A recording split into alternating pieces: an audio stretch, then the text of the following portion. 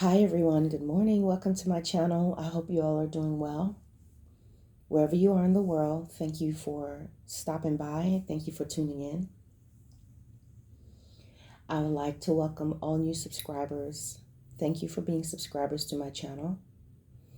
And I invite you all to just explore my channel and see what's there. You can hit on the videos tab and you'll see all the videos that I've uploaded. And you can also hit on the playlist tab and you'll see videos there that I have categorized. So you can, depending on what you're looking for, you can find it easily. You are welcome to share my content on your channels if you would like. If you listen to a message, you're welcome to caveat on that message. If it's, especially if it's something the Lord has laid in your spirit already. And again, you can share my content as long as it's being used for the glory of God. Should you use it for anything else, then that is between you and the Lord. Not me and you and God. So thank you very much, guys, for just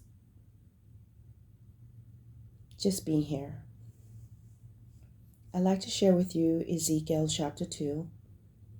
And I am going to read verse 5. And this is where the Lord was sending Ezekiel to send a message to the people who were rebelling against the Lord, the children of Israel, his own, that began to rebel against the Lord. They were now in the promised land and they were overflowing, and they started to follow after the ways of heathens and worshiping other gods and even passing their children through the fire.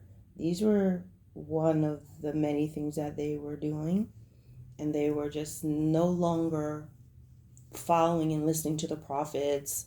And many of their prophets and priests had become very, I guess what we would say today, they had turned in the heart. They were rebelling against God as well. So they were giving people false prophecies, and they were giving people messages of hope, ignoring the evil, accepting bribes, and silencing those who were speaking God's word. They're going to destroy the prophets and the preachers and the priests who were speaking correction and speaking truth, but they embraced those who tickled their ears and told them what they wanted to hear.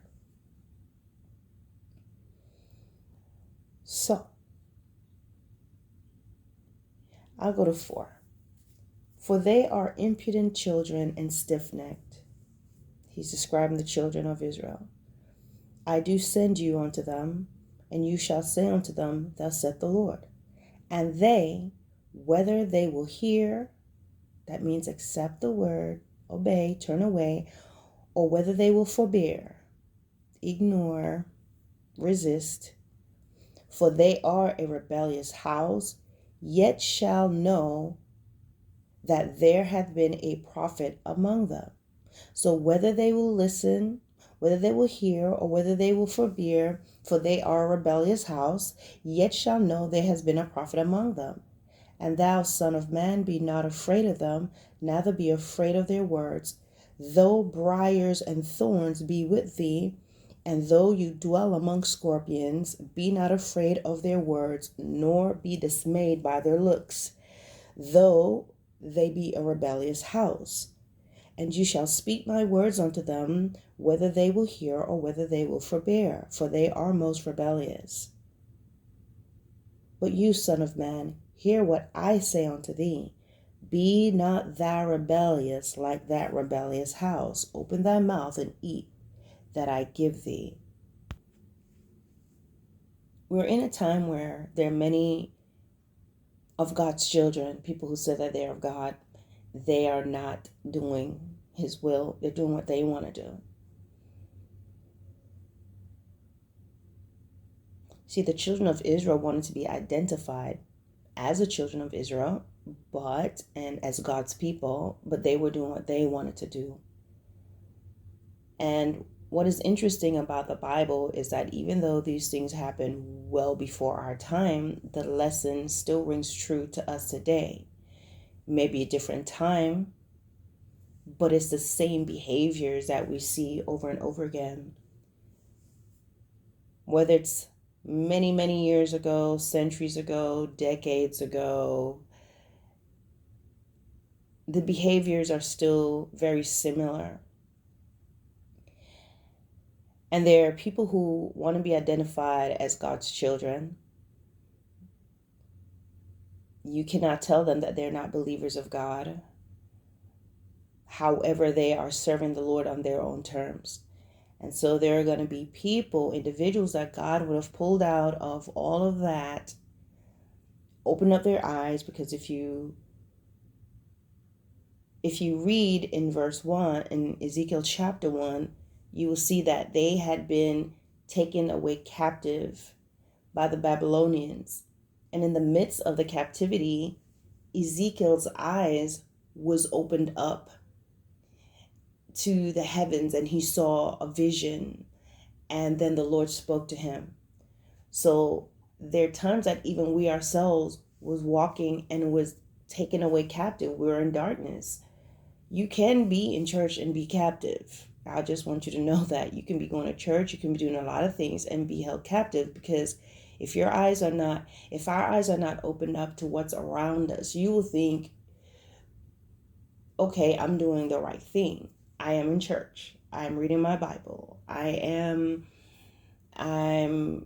involved in activities. I go to Bible study. There are a lot of people who believe that as long as I'm doing this and I am doing some good works, I'm giving tithes and offerings, and then they're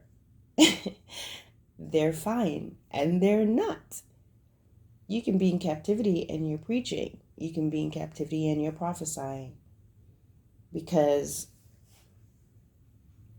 there were priests and prophets that the Lord allowed to be slain even and taken away captive, because they were doing a lot of things, but they had long separated themselves from God within their hearts, and the condition of their heart manifested in their behavior, their rebellion, and disobedience to God.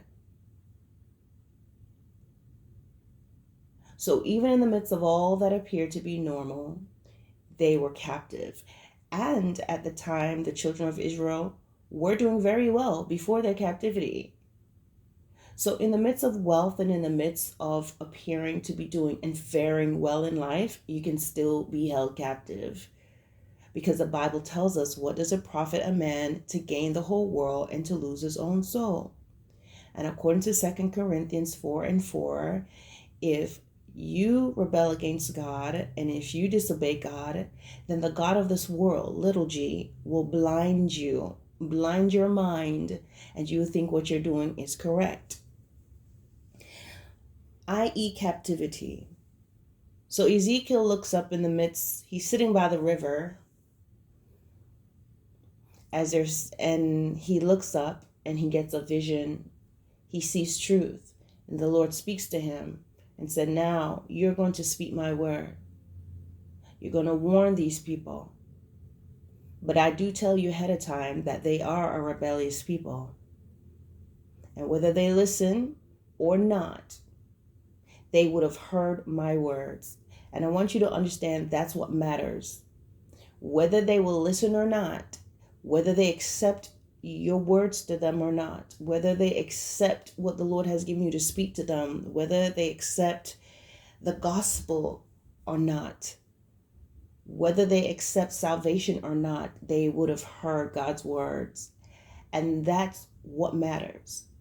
There are individuals, and I've seen it here on my channel, and even when I speak to people, you find people that will just reject what you say. You say something, they come on the channel and they will put some sort of profanity and insult God or insult me and insult the message and all of that. But that comment is like their signature. Their reviling against you is their witness. Their rebelling against you and against what you say is their witness. Why? Because they heard. Responding back with an ugly comment, laughing at you, ridiculing you, saying that you're crazy. That is a concur. Well, they don't concur, they don't agree, but I acknowledge I have heard the word of God. I acknowledge I have been warned. I acknowledge that I've heard the gospel preached to me. I acknowledge that I've been given an opportunity for salvation. I acknowledge that this person came and they spoke to me about something that I knew within myself that I was doing, but my pride and my anger and shock and unwillingness to accept or believe or receive this, I retaliated. But it doesn't change the fact that the word was spoken. And so I want you to have that mindset and understand that when God gives you a word to speak to someone, it's not necessarily prophetic, while he may allow you to do that, but it can just be you telling that person about Jesus Christ. You telling that person about something the Lord has told you to talk to them about. Sharing your testimony. Giving them a correction on something that they have done. Something that you see them doing. I remember a while back seeing someone, a married couple, and I took note of the way that the wife spoke to her husband in a very disrespectful way. I mean, it just like made me super uncomfortable to even be in the room. And I noticed it and I was like, wow. But then eventually the Lord spoke to my heart and told me to talk to her about that. And so I spoke to her exactly what the Lord told me to say. Now, as far as I can tell, she received it, but it could have been the other way. It could have been the other way. Could have told me to mind my business and all these different things. And perhaps, who knows, maybe after the fact she felt that way, you know? But you would have spoken the word, whether they accept it or whether they reject it, they have heard it. And so I just want to encourage you guys that when God tells you to tell someone something, don't always expect that they're going to just be receiving it. And sometimes that can throw you off, right? The Lord told you to say something to somebody and then they just go ballistic on you. They get mad at you. They may cuss you out. They may reject the word of God. And you're like, God, why did you tell me to do that? Right? Because you're expecting, well, if it came from God, surely this person's heart is ready to receive. Not necessarily. Because in Ezekiel chapter 2 and 6, it says, and thou, son of man, be not afraid of them, neither be afraid of their words. Okay? That means not every word is going to be received. There are going to be some insult. Though briars and thorns, briars are like those, I can't remember, but briars and thorns are like this mangled, tangled. It's like if you go through a jungle in a thicket and you imagine thorns and briars are little spiky, prickly things that stick to your skin. It doesn't feel good. Though briars and thorns be with you, and though you dwell among scorpions, you know what scorpions are. They sting and it hurts. I got stung by a scorpion when I was a little girl in Jamaica. I always had a habit of putting on shoes. If I see shoes, I just put my feet in it. And at the time, I had to be very, very young. There's this part of the house where it's a kitchen, but I remember it was like Actually, it looked like a little, I don't know where it was. It wasn't a kitchen. It was like a storage area, it looked like. And there was like old stuff in there. And I saw these, I never forget how those shoes looked. They were some black shoes. They were black, and they were, it looks like they were some like man shoes, but they were old. And oh, I'm just ready to slip my feet in.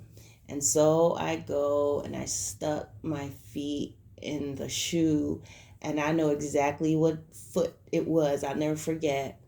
It felt like a jolt of electricity went through my right leg. I felt a pain that I wish never to feel again in my right foot, and it just shot all the way up. It hurt so bad. Even though it was a long time ago, I had to be very, very little. I think my dad said I was like, I don't know, maybe 4 years old. I was very small. I remember today, and I'm well past 4. Let's just put it like that. I remember that pain, man. It was like, ooh, it hurt so bad. And I just remember crying and running to my parents. I mean, I remember them saying I was saying ants, ants, ants. Thankfully, it was a baby scorpion. It was a baby scorpion that stung me. Uh, I don't know what they do. I believe they sting. It was a baby scorpion, because if it was another, like a grown scorpion, I probably would have died. And then there'll be no lighthouse. Me, me, me. Anyway. So can you imagine that?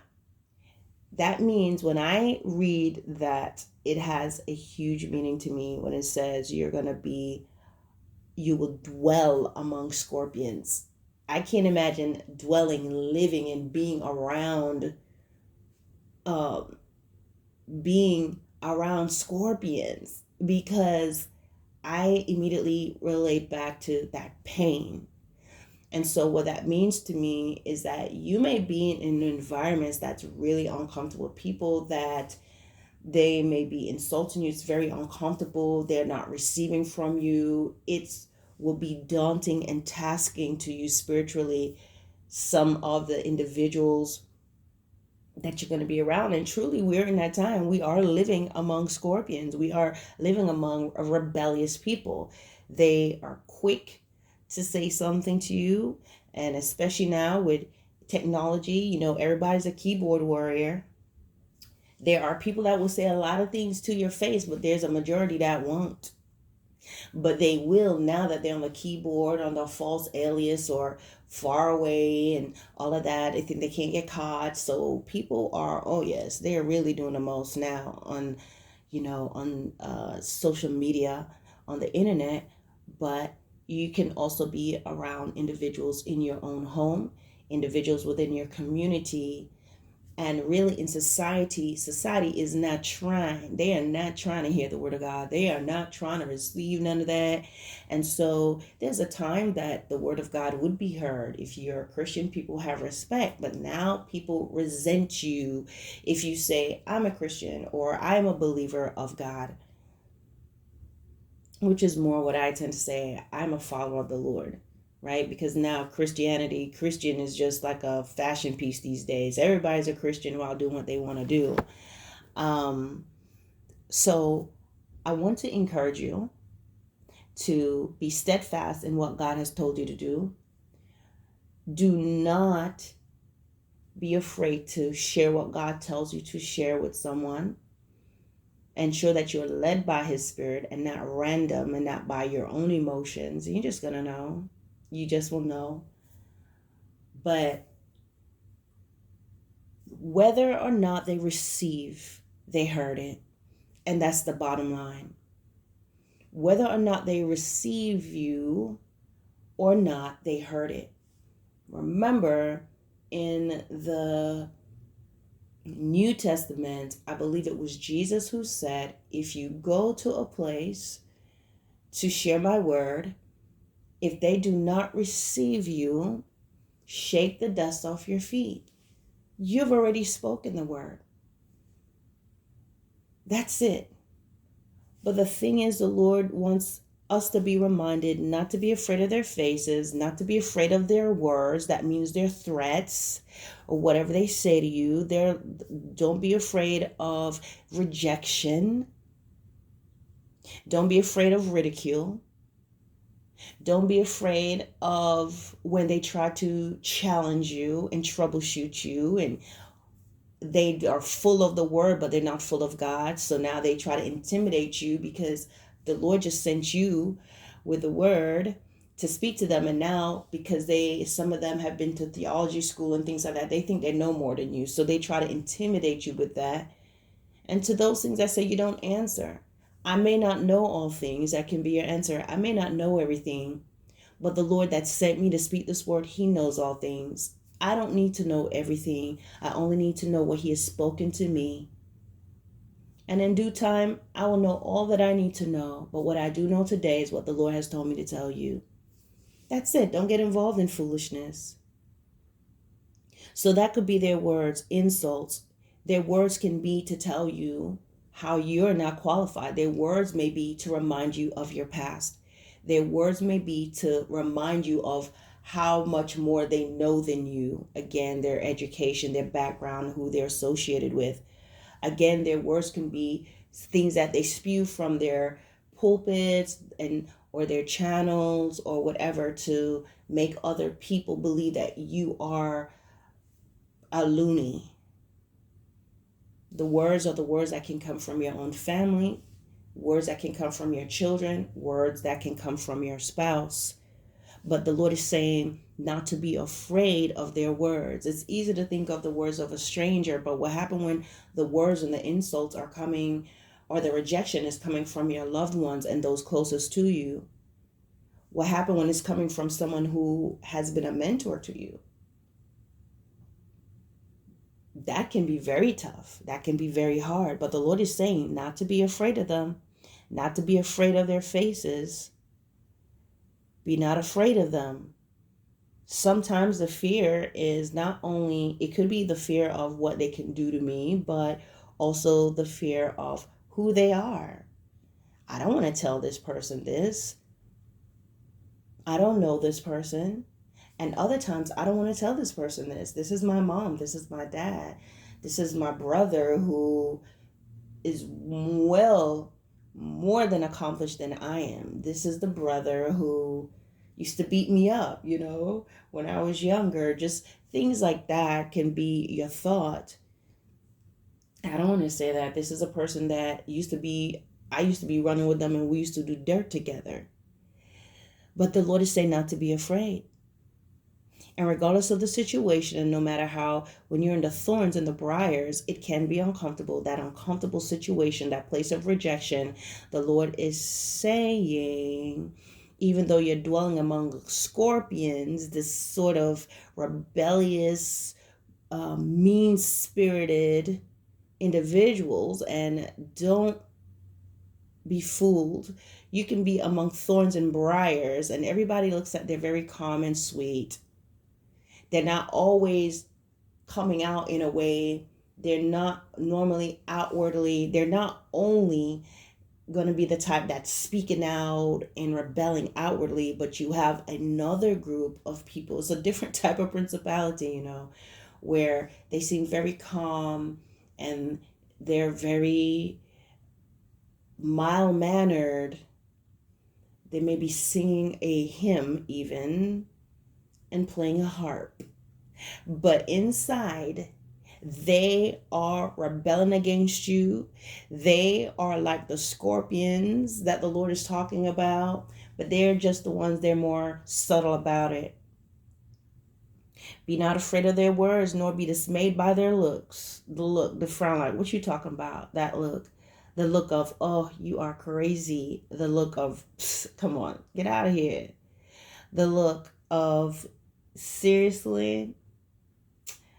The look of rejection, the look of ridicule, the look of just, I will kill you. Those type of looks. The Lord is saying not to be afraid of it. Hatred, indifference, all of that. In the look of racism, They don't want to accept anything from you because of the color of your skin. They don't want the look of sexism.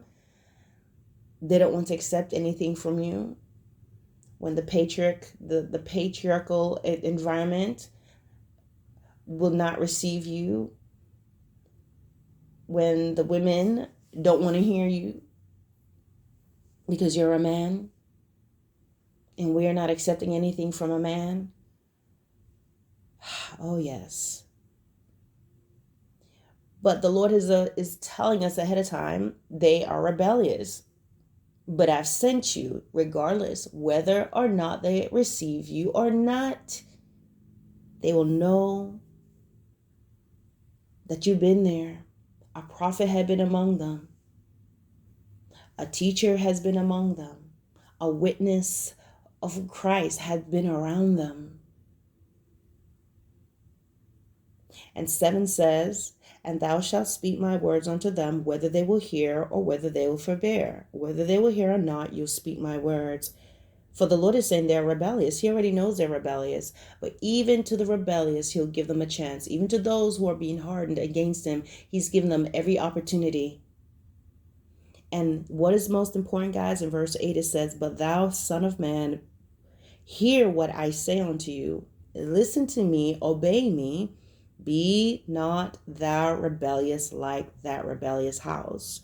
Open your mouth and eat what I shall give you. So in other words, now what he gave to Ezekiel were the words, the warnings, the lamentations, the mourning. These are the things that he needed to speak to them. Whatever God gives you, whatever he places in your mouth, don't be rebellious. When he says don't be rebellious like them, meaning you're not listening to God.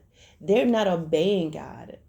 So you may not necessarily, he's not saying Ezekiel is necessarily doing the exact same thing as they are, but to ignore the voice of God and to ignore what the Lord tells you to give to somebody, that is rebellion.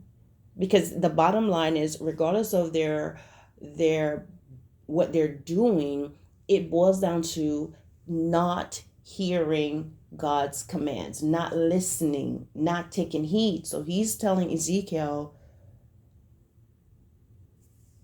listen to what I say, do as I've commanded you to do, and don't be rebellious like them in ignoring what I've said to you, in ignoring what I've told you to do.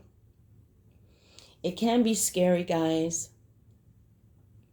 And I would say you don't want to be random in who you go up to and who you talk to. You just don't be, there's no random, I'm just going to go to this person. No, you want to be led by God. You want to be led by God in everything. It's imperative and it's important that when we go out, that we may say, Lord, show me who you want me to speak to today.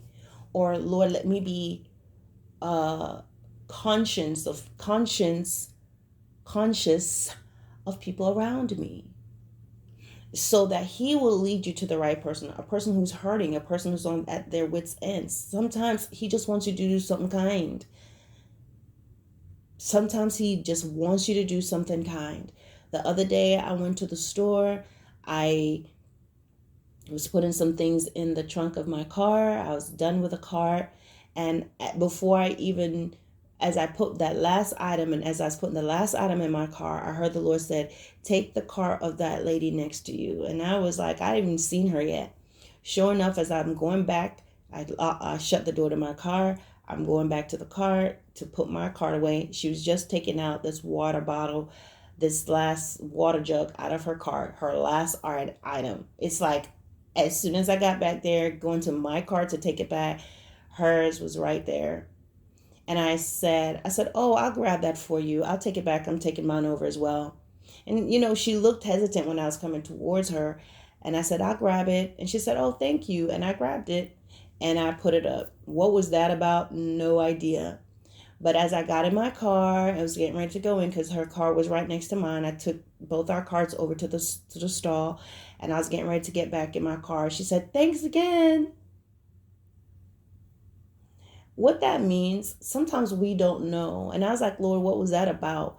The Lord didn't send me over there to tell her anything about him or to preach the gospel. And all he says, sometimes people are losing hope in humanity. And sometimes you just showing that act of kindness made a change.